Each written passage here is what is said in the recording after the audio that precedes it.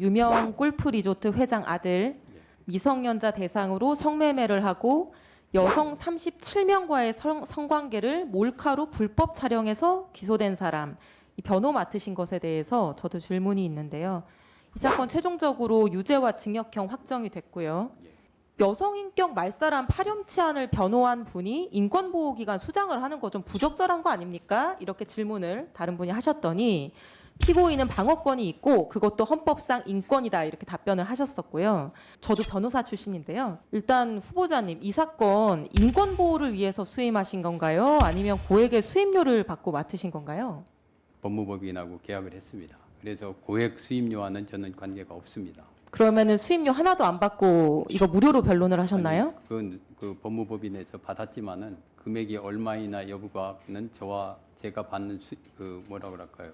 그거랑은 큰 관계가 없는 사안입니다. 그렇게 법무법인이 돈을 벌어서 후보자께 월급을 드렸는데 이거 상관없다, 나는 인권보호를 증진한 아니, 거다? 조금 전에 동료 의원께서도 질의를 하셨는데요. 유명 골프 리조트 회장 아들 미성년자 대상으로 성매매를 하고 여성 37명과의 성관계를 몰카로 불법 촬영해서 기소된 사람, 이 변호 맡으신 것에 대해서 저도 질문이 있는데요.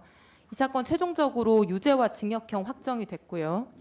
이런 불법 촬영과 성매매가 피해자들의 인격을 말살하는 행위다라고 하는 것은 인정하시는 거죠? 네. 아까 여성 인격 말살한 파렴치한을 변호한 분이 인권보호기관 수장을 하는 거 좀 부적절한 거 아닙니까? 이렇게 질문을 다른 분이 하셨더니 피고인은 방어권이 있고 그것도 헌법상 인권이다 이렇게 답변을 하셨었고요. 보니까 슬라이드 보여주시면 같은 취지의 답변서도 제출하셨더라고요. 변호사가 정당한 방법으로 변호를 했다면은 그거는 인권 보호에도 부합한다 이렇게 답변을 하셨죠. 네, 그렇습니다. 네, 저는 사실 저도 변호사 출신인데요. 좀 재밌는 답변이라고 생각을 했습니다. 일단 후보자님, 이 사건 인권 보호를 위해서 수임하신 건가요? 아니면 고액의 수임료를 받고 맡으신 건가요? 사실 저는 그 금액과는 저는 관계 없이 그 법무법인하고 계약을 했습니다. 그래서 고액 수임료와는 저는 관계가 없습니다. 그건 똑같습니다. 그러면은 수임료 하나도 안 받고 이거 무료로 변론을 하셨나요? 아니, 그건 그 법무법인에서 받았지만은 금액이 얼마이나 여부가는 저와 제가 받는 뭐라 그럴까요? 그거랑은 큰 관계가 없는 사안입니다. 이거 통상 확정금으로 하면 1심 착수금에만 5천만 원 이상 받았을 것 같고 그 법무법인이요, 월급 주신 그 법무법인이 타임 차지로 청구했으면 수억 원이 청구됐을 것 같은데 그렇게 법무법인이 돈을 벌어서 후보자께 월급을 드렸는데 이거 상관없다, 나는 인권 보호를 증진한 거다? 제가 그 말씀을 드리는 거는 네네. 그래서 일단 두 번째 질문 드리고 나중에 모아서 답변을 해주세요. 이 피고인이 후보자가 아니면 변호인 조력권이라고 하는 헌법상의 기본권을 행사할 수 없는 상황이었나요? 그렇지는 않았겠죠. 네, 제가 보니까 불법 촬영한 사건이 변호인이 11명, 후보자 포함해서 로펌이 4개가 선임돼 있었고요.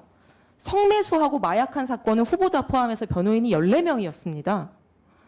돈이 너무 많아서 변호사를 동시에 막 10수명씩 선임할 수 있는 사람이었는데 이런 피고인의 변호인 조력권이 뭐 얼마나 긴급한 인권이어서 평소에 그렇게 비판해 오신 성매매 사건의 변호를 맡았단 말씀인지 저는 그게 좀 이해가 가지 않았고요.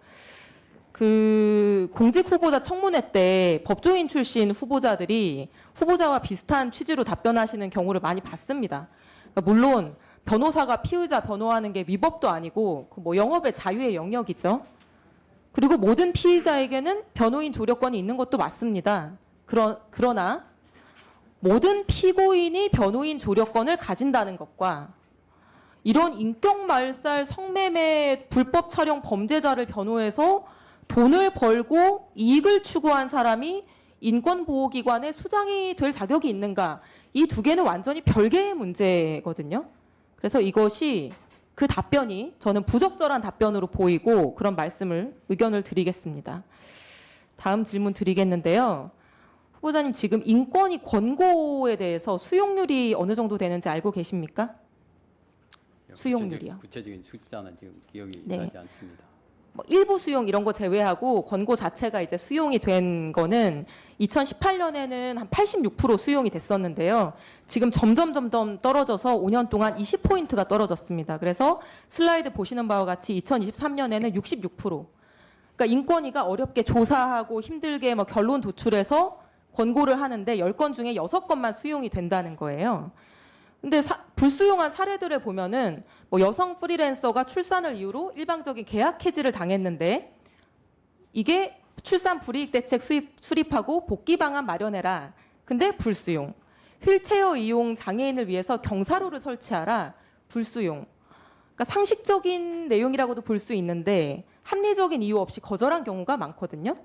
인권위 권고가 이렇게 실효성 떨어지는 문제 어떻게 해결하면 좋겠습니까? 예, 방금 말씀하신 우리 의원님께서 말씀하신 점을 유념해서 앞으로 보다 적극적으로 그 노력을 하도록 하겠습니다. 제가 21대 국회 때도 운영위원으로 활동을 하면서 이런 같은 고민을 하다가요. 인권위 권고의 실효성을 높일 수 있게 하는 법안이 좀 필요하겠다. 이렇게 해서 인권위원회법 개정안을 발의한 적이 있는데 알고 계십니까? 예. 네. 어떤 내용이죠? 그 구체적으로는 제가 기억이 지금 안 나네. 제 참 송구스럽습니다만. 인권위가 시정 공고를 했는데 그 원래 90일 내에 뭐 계획서를 제출해야 되죠. 근데 90일 내에 제출하지 못하면은 왜 제출 못했는지 사유를 인권위에 알려야 되고요. 또 인권위가 시정 공고 내린 사실을 공표하면은 그 권고 받은 기관도 홈페이지에 그 사실을 게시하고 또 정당한 이유가 전혀 없는데 시정 공고를 따르지 않는다라고 하면은 시정 명령도 하고 과태료도 부과할 수 있게 하는 내용입니다.